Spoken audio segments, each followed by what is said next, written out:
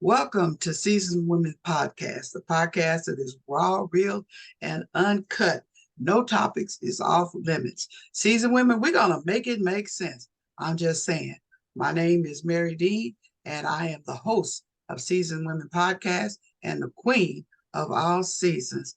My guest today is Trace Salzbrenner. He is a journalist with the Wichita Beacon News, and I am honored to have him as my guest. Just a little information about Trace before we get started with the questions. Trace is a hardworking journalist with a background in local community media. He has been working in journalism and mass communications for half a decade and has accumulated a wide variety of skills to help with multimedia reporting. Trace is comfortable with video, audio, photo, and written forms of journalism to cover a spectrum of topics. And he is not afraid to put in the hours needed for a great story. Welcome, Trace, to Seasons Women Podcast. Thank I wish you. I, Happy to I be wish here. I had a deal, but I'm gonna clap myself. I'm working on some stuff. Okay, so just we're going to jump into the questions that I have here, and uh, the first one is: in what ways does the Beacon serve the community interest? So the Beacon is a newsroom that's pretty unique to me, actually. You said earlier that like I have a background in community media. That's very true. As soon as I moved here into the Wichita area, I was working for small local publications over in Kingman County, Harper County.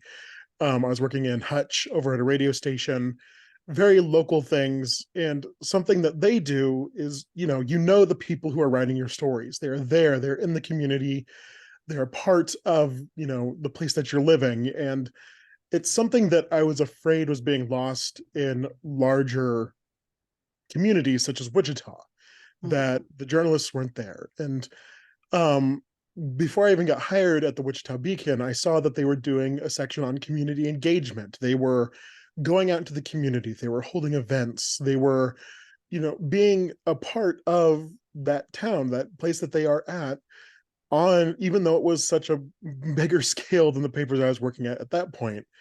And that's something that I was like, okay, this is what I want. I want to be able to be a part of the community that I am. I don't just want to be an outside observer, because I think when journalists become too far outside observing, they miss a lot of the stories that are there. So what makes me happy about the Beacon is we have those events, we have listening sessions, we have our larger things called community conversations, where we let the people of the community come in and talk to us and tell us what they're going through, what stories they have, just even like recommending random restaurants, just something that helps us be connected to that community. Yes. And before I ask the next question, one thing that I really appreciated about the Beacon, especially you, is when you did the series on Cedric Lofton, that child that was killed while he was in custody at the, JIAC. So I really appreciated the series.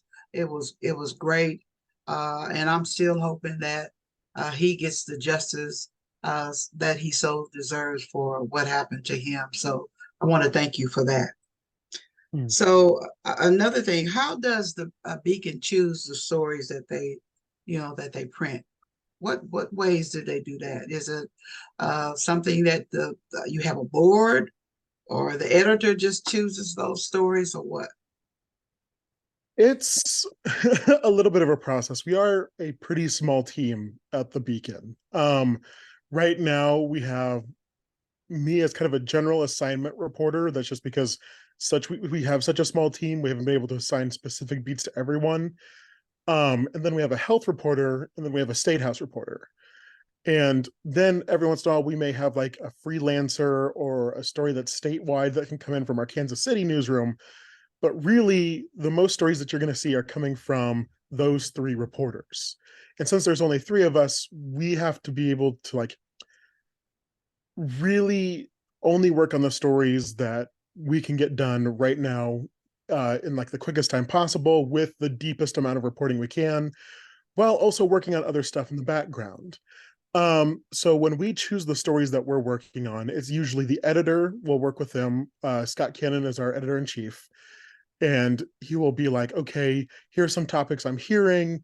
Do any of these sound good to you? Or a journalist can bring a topic to him and be like, hey, the community's talking about this.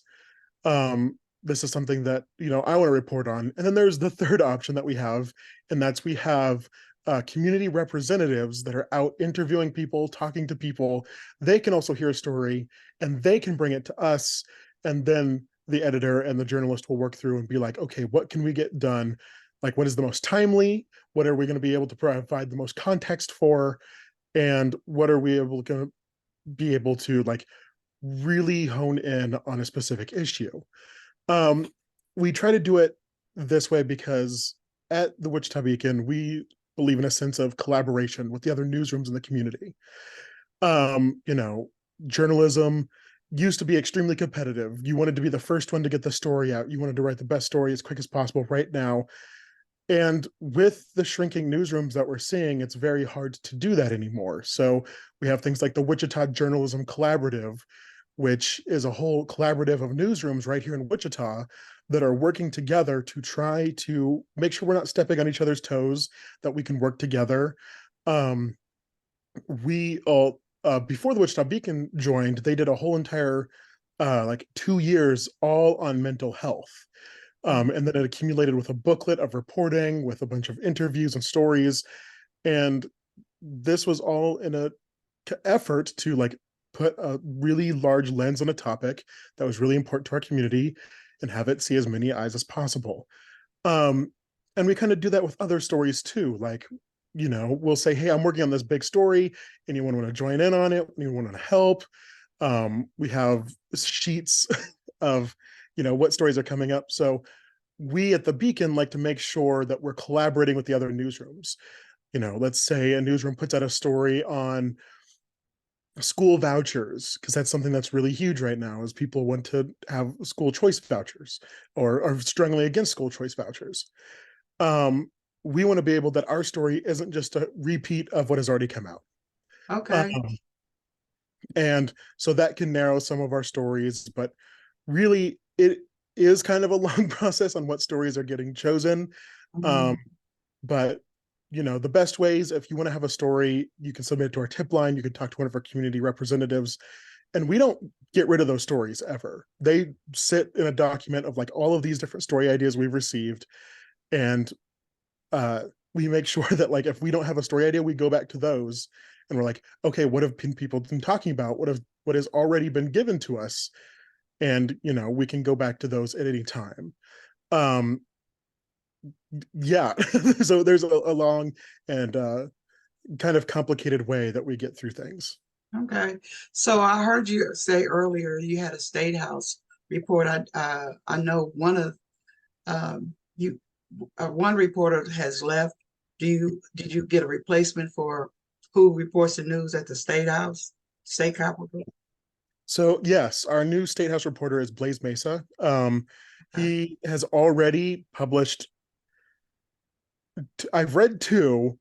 He may have already published more. I just came back from vacation. Both of those being on foster care, I believe. Um, Mm. and yeah, so he is now our State House reporter. He will be here for us when they are in session to report on all of that stuff. I do not envy him and his job. But yeah, we have a new State House reporter. Okay, great. And another thing, you said that there's a collaborative with the news media here in Wichita. Who are those collaboratives? Is it Community Voice, the Wichita Eagle? Who are those collaboratives? Yeah, there are quite a few newsrooms.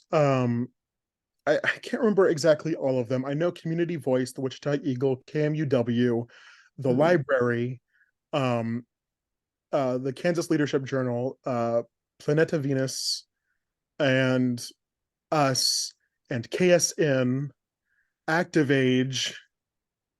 Okay. I want to say that's all. There are quite a few of us who are working together to try to make sure that Wichita has a very diversified, very collaborative newscape, um, so that we are serving the community the best that we can. Great, great. That's good to hear. So, what do you think the impact is with the Beacon on, printed news here in Wichita? Do you think it has an impact at all? I think it does. And I mean, part of that is because I think any news story that's published will always have an impact, no matter how small. Right. Um, but there has been other impacts. We actually, uh, due to some of our grant funding, we impact track. So we Mm, have a way to report that to people who are helping us, support the journalism that we're doing here within Wichita. One of the biggest impacts that I know that I've been a part of was last year there was redistricting that happened within the school district, and it mm, put a bigger scrutiny on how the school board members are elected. Because previously, all school board members in USD 259 were elected citywide. So even though they were representing District 1, 2, 3, 4, 5, 6, they were elected by every single district. So that could mean if someone could get the most votes in the district they're supposed to represent, but they could still lose the election because they lost the election citywide. mhm, Um, I wrote stories about this, and uh, being able to see activists and community members hold up my journalism to the school board and be like, "This is a problem. We need to fix it," was quite, the amazing experience being able to see that. And that election season, they ended up putting it on the ballot, and then it ended up passing. So yeah, now here in Wichita, school board members are elected by district only, except for our one citywide uh, at-large seat that is still elected citywide. Um, that is just the major tangible impact. Other impacts that I've seen are people getting their story told that weren't told in other news organizations. Either, they didn't have a journalist who felt comfortable telling that story, or they didn't have enough time to tell that story. So just adding more journalistic capacity into the city has been able to bring more of those stories to light. Um, and also just being a part of this journalism ecosystem in Wichita, being able to supply stories to other publications. The Community Voice and KMUW, I know, have both republished Wichita Beacon stories every once in a while, mm, just to have that ability to uh, support their newsrooms and make sure that they are getting everything that they need. So do I think that the Wichita Beacon has an impact? Absolutely. And I don't think we're ever going to stop having an impact. And uh, I just like to hear from the people who read the stories. And if just one person is able to get something from it, I think that's enough impact for me. oh, great. And that's what that collaborative is all about when you said that the community voice and the KMUW. That's a great collaborative right there. Um, did the Beacon, and I don't recall seeing it, but you might have had, did a story about the water contamination that's happening over there off the, yeah, Northeast corridor, because that's been a big issue here lately. Yeah. So actually that I this was a part of the journalism collaborative as well. Celia Hack from KMUW and I worked together on a lot of the stories that came out from our newsrooms on that story. And um, we it was kind of funny. I've always tried to keep up a good relationship with the other journalists here within Wichita. There's a lot of really great reporters here in Wichita. um I will never stop singing their praises. They make me feel like I have to do so much better because of the excellent journalism that they put out. And Celia and I were talking, and I was like, man, I'm working on this story, and it's kind of crazy. Like, if you heard about it, it's about this contamination at the 29th and Grove site, up next to the fishing lake that's up Mhm. there in Northeast Wichita. And she's like, I just got those papers too. Like, I'm also looking into it. This is weird. And then we're like, why don't we just write the story together, or the stories? We ended up writing multiple together, um, so that we're not just rehashing the same story twice. and we're giving more capacity to the stories that we put out, so they're more in-depth researched. They're uh, able to be better stories, and we can just both publish them on both websites. And the first one that we published was on people's worries that they'd been fishing in that lake. They eat fish that come from that lake that's right there near that contamination, and through that reporting, and also like activists that were putting pressure on KDHE, they finally tested the lake, and they finally learned that there actually there's definitely no contamination in the lake, that it was safe to fish. Well, no contamination from the TCE. There was still other contamination, but Right. that was already there, that had already been known. Mm-hmm. But yeah, so that was just the first story that came from it, and we continued to put pressure on them. um, we learned about a lot of the missteps that KDHE had, and it was all through this collaboration between Celia and I. And we were also able to tell the story of one woman who lived right there next to the contamination, Ruby Ligon, who uh, she'd been living there for years, and she just now learned about this contamination that she raised her family above. Yeah. um, and you like uh it is still one of the stories that I feel is unresolved, and Mm. Celia and I both have been continuing to take a look at it, because it's nowhere near finished.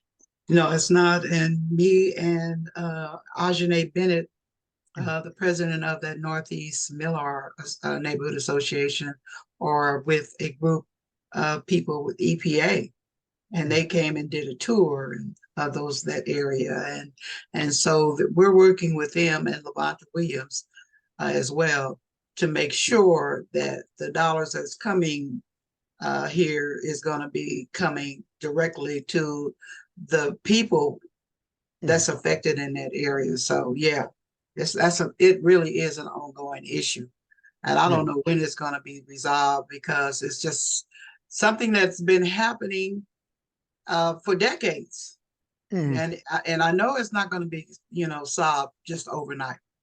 We get that. So thank you for that, you and Cecilia, because she was at one of our town hall meetings that we had, trying to bring attention to the issue as well to the community. Another thing that's coming up uh, real soon, and it's probably gonna uh, uh, take on some legs, because this is a movement, not a moment, and that's about reparations. Mm. Uh, I wrote a letter, a demand letter, two of them, to Governor Sebelius and to the mayor and city council members, about creating a commission to study reparations, because reparations is more than just a check. Mm. It's affordable housing, Black economics, health and wellness, criminal justice. It's a whole gamut of stuff, and there are cities and states surrounding us that have created commission. Kansas City, Missouri is one of them. Mayor Lucas has done that.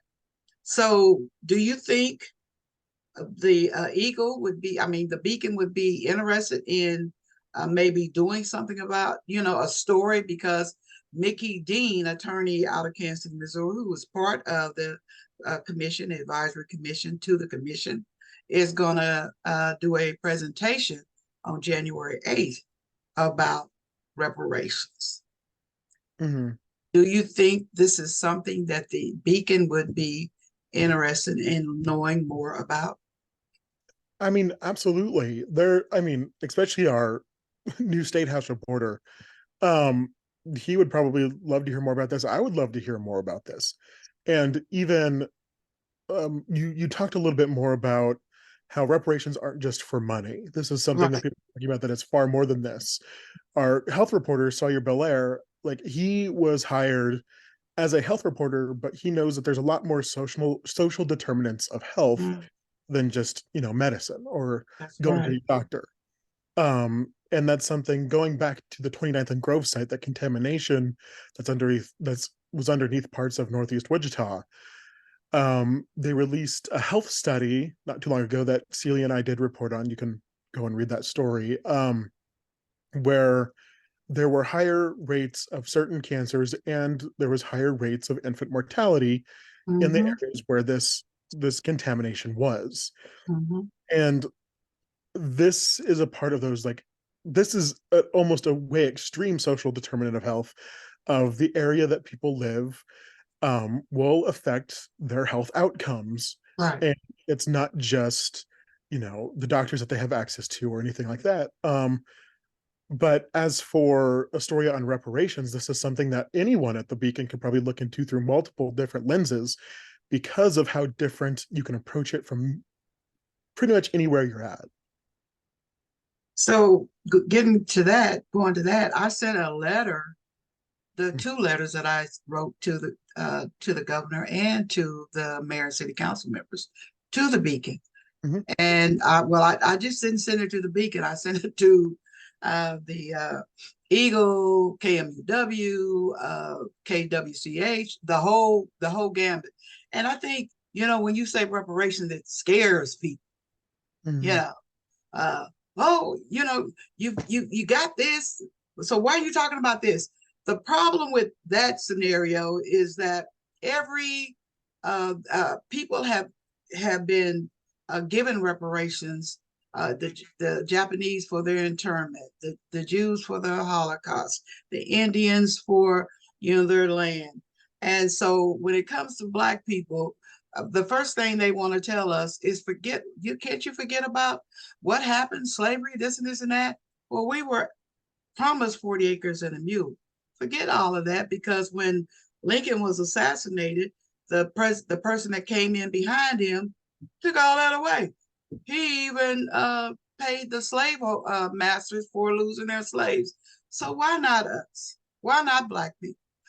And why have the word reparations, scare you? So I I just wanted to bring that up because that's one of the things that I'm leading on when it comes to doing a study, about that. So that being said, I wanted to ask you also, what would your advice be for young and upcoming journalists that want to get in the field that you're in? What would you tell them that they should do? Um, this is funny. I normally talk to a class over at KU, their graduating class, um, during their last day of their semester before they head out. And this most recent time, I wasn't able to do that because I was on vacation. So I'm happy that I get to do this here. But my advice to them is always don't think your biggest job is going to be your first. Because there are meaningful, deep, amazing stories that you can tell in local communities.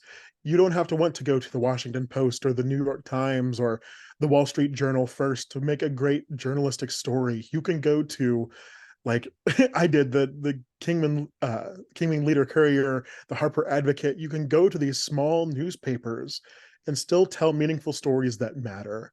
And you can use those stories to show your work. If you do eventually want to get to that big time newspaper, you do eventually want to get somewhere else, you're still making your way there in those small newspapers. Right now, many small local newspapers are declining. They're finding it harder to find Mm, people to get there. Not as many advertisers want to use them. They see it as like a failing medium. But mm, when you look at a lot of the stories that are published in those large national newspapers, their research starts with the small ones. They're like, okay, what is happening at this small local level that is a national trend? And you'll see them quoting small local newspapers again and again because a lot of the research starts with us. Uh, mm, and that's why I say you can do meaningful, really hard hitting work at any newspaper that you work for. And you may have the you may have the assignment of going to the county commission meeting and just writing up a summary of everything they did that is still meaningful because you mm, never know what's going to pop up. I was that person. I was at the county commission meeting like every single week that they had it, and I was writing stories that eventually one of the county commissioners got mad at me because he thought that I was putting out too much. Um, he didn't like the way that I framed a story, and I said, I didn't frame it anyway. It's a summary story. You Mhm. are still able to make an impact, even at that local level, as you continue to write this. And it's going to be so much easier for you to find that job at a local paper. Be a little more flexible. Go Mhm. somewhere where maybe like it can be close home, but like if your newspaper, like let's say you were raised in Kingman, you want to work in Kingman, maybe they are not hiring right now. We'll choose one around that. Go to a small community over here in Sedgwick. Go to a small community over in Harper. Go to a small community in Mhm. Pratt County. Mhm. You're still going to be making an impact on people that are right there close to you, and you can stay close to home. And those local newspapers need you, um, and you will still make an impact. Yeah, that's good advice, Trace. Really, it's good advice. How can people get a hold of you if they are a community person Mm. that want to get their story out or Yeah. to you? So if you are wanting to submit a tip to the Beacon, or even just contact me about something, my personal email is trace@thebeacon.media. We also have hello@thebeacon.media for more general inquiries. If you want to submit a tip anonymously, we have a tip line that is on our website. You can go there, submit documents. You can submit the entire like paragraph that you want to talk about. That is all over on our website. Or if you just want to keep up with me, I have an issue of not tweeting as much as my employer wants me to, but you can still follow me over on Twitter, Real Trace Allen. And those are all places that you can get in contact with me or the newsroom. Okay. Well, thank you for that information. And again, Trace, thank you for taking out the time out of your schedule to come on Seasoned Women and do this podcast. I really appreciate it. And so have a great rest of your day. And it was an honor to talk to you. So it's an Okay. honor to talk to you. Have All a great right. day. All right. Thank you. Take care.